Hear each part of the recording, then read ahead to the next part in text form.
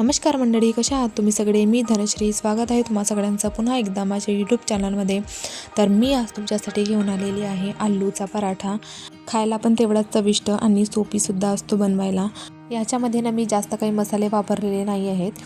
जे आपले बेसिक मसाले आहेत, घरचे घरगुती मसाले तेच वापरलेले आहे. म्हणजे जिरा पावडर, धनिया पावडर, थोडंसं लाल तिखट टाकलेला आहे आणि मिरची ठेचाचा मी इथे ठेचा टाकलेला आहे आणि चवीपुरतं मीठ. बाकी एवढं ज्याच्या व्यतिरिक्त मी दुसरा कोणतेही मसाले इथे वापरलेले नाही आहे.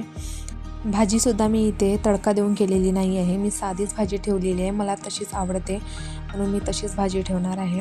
तर जास्त वेळ न गमावता चला तर मग व्हिडिओला स्टार्ट करूया. आणि जर व्हिडिओ आवडला तर लाईक आणि सबस्क्राईब करून घ्या. तर सगळ्यात आधी ना मी इथे 1 वाटी इतकं गव्हाचं पीठ घेतलेलं आहे. म्हणजेच मीडियम वाटीने इथे 2 वाट्या पीठ होणार. आणि थोडंसं मी इथे जिरं टाकलेलं आहे आणि चवीपुरतं थोडंसं मीठ टाकलेलं आहे आणि थोडंसं इथे मी तेल टाकत आहे. गरम तेल मी इथे टाकलेलं नाही आहे, साधंच तेल आहे.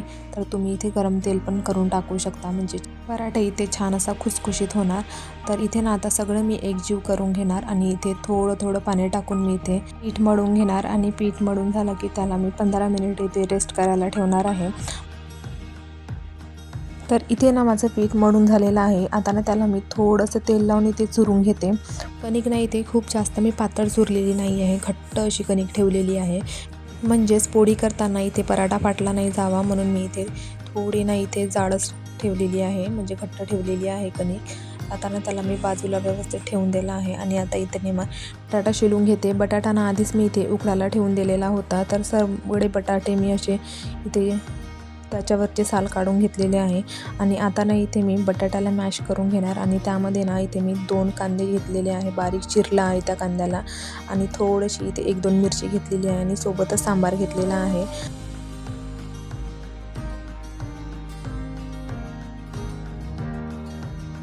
आता ना इथे माझा बटाटा पूर्णपैकी मॅश करून झालेला आहे. तर आता ना यामध्ये मी 2 कापलेले कांदे आणि कोथिंबीर आणि 2 हिरव्या मिरच्या कापून घेतल्या आहे मी. आणि ते सगळं मी यामध्ये टाकलं. आणि सोबतच इथे मी छोट्या चमच्याने 1 चमच इथे जिरा पावडर घेतला आणि त्याच चमच्याने मी इथे धनिया पावडरसुद्धा घेतलेला आहे. आणि अर्धा चमचा इथे मी लाल तिखट टाकलेला आहे. आणि अर्धा चमचा इतके मी हळद घेतलेली आहे. आणि सोबतच इथे चवीपुरतं मीठ घेतलेलं आहे. बाकी मी याच्यामध्ये दुसरे कोणतेही इन्ग्रेडियंट्स ॲड केलेले नाही आहेत. जर तुम्हाला पाहिजे असतील तर तुम्ही यामध्ये ओवा वगैरे काहीतरी तुम्ही टाकू शकता, धने वगैरे. तर मी इथे तसं वगैरे काही केलेलं नाही आहे. तर इथे ना आता माझं पराठ्याचं सारण तयार झालेलं होतं. तर आता नाही मी इथे पुन्हा एकदा कणकीला छान व्यवस्थित मळून घेतलेला आहे. त्यानंतर ना इथे मी कणकीचा 1 तुकडा घेतलेला आहे आणि त्याला छान असं मी गोल आकार देऊन दिलेला आहे. आणि गोल आकार देऊन मी इथे त्याला कणकीमध्ये डीप करणार आहे. कणकीमध्ये छान असं बुडवून त्याला मग त्याची अशी वाटी तयार करणार आहे.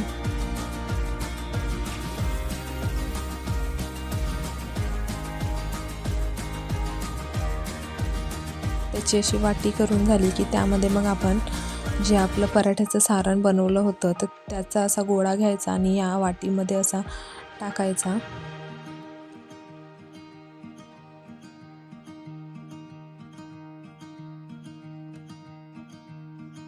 तर हे बघा मी इथे असं इथे सारण टाकून घेतलेलं आहे.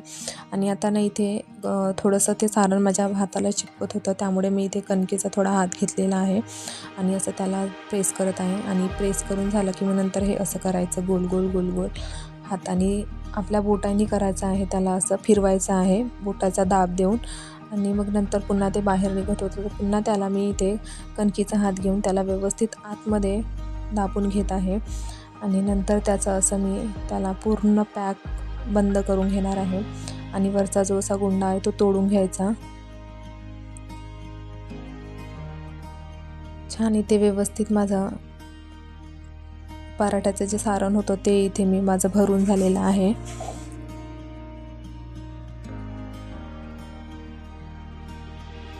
त्यानंतर ना याला आता छान व्यवस्थित दोन्हीकडूनही दाब देऊन आणि मग नंतर थोडंसं इथे पीठ टाकून मी लाटून घेत आहे.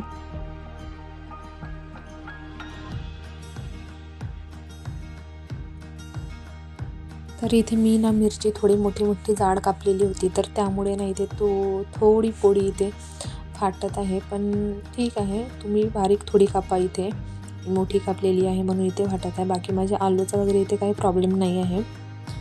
तर हे बघा इथे माझी पोळी आता लाटून झाली आणि मी इथे तव्यावर टाकली पण आहे.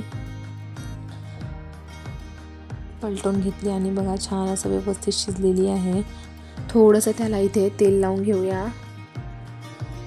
तेल लावून मग पुन्हा इथे पलटून घेऊया आपण दुसऱ्या बाजूने पण, म्हणजे दोन्ही बाजूनी असं छान शिजली पाहिजे. तर हे बघा दोन्ही बाजूनी इथे छान असे काळे काळे ठिपके पडलेले आहेत, म्हणजे शिजलेले. इथे व्हिडिओ ना खूप जास्त मोठा होत होता, त्यामुळे मी ना इथे थोडंसं कोणत्या ठिकाणी स्पीडमध्ये घेतलेला आहे व्हिडिओ.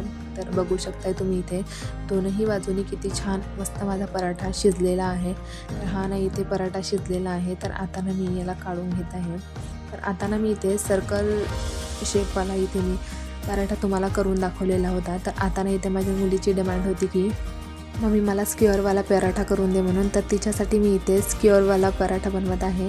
तर सगळ्यात आधी ना मी इथे पोळी लाटून घेत आहे आणि पोळी लाटून झाली की इथे मी सारण ठेवणार आहे. मग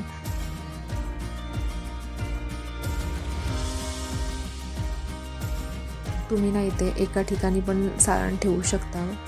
पण मी इथे गोल गोल पोळीला पसरवून घेतलेलं आहे. आणि हे बघा मी असं त्याला एका बाजूने फोल्ड केलं आणि दुसऱ्या बाजूने पण तसंच फोल्ड केलेलं आहे. आणि मग तिसऱ्या बाजूने पण असंच फोल्ड करायचं आणि चौथ्या बाजूने पण असंच फोल्ड करायचं. हे बघा इथे स्क्वेअर शेप झालेला आहे आपला. तर आता पीठ टाकून मी इथे लाटून घेत आहे. इथे ना कणकीचा गोळा थोडा छोटा झालेला होता, म्हणजे कणिक मी इथे कमी घेतलेली होती आणि सारण इथे जरा जास्त झालेलं आहे. तर त्यामुळे इथे ना थोडासा पराठा माझा फाटलेला आहे.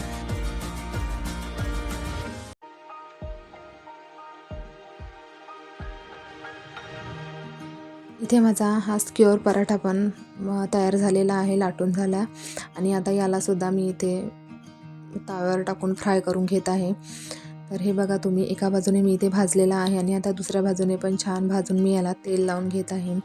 तेल लावून झालं की मग बघा इथे माझा पराठा रेडी झालेला आहे. तर पराठा इथे माझा रेडी झालेला आहे. तर आता ना मी इथे एका प्लेटमध्ये तुम्हाला काढून दाखवते आणि टेस्ट पण करून दाखवते की पराठा कसा झाला आहे ते. तर बघा तुम्ही मी इथे स्क्वेअर पराठा काढून घेतलेला आहे.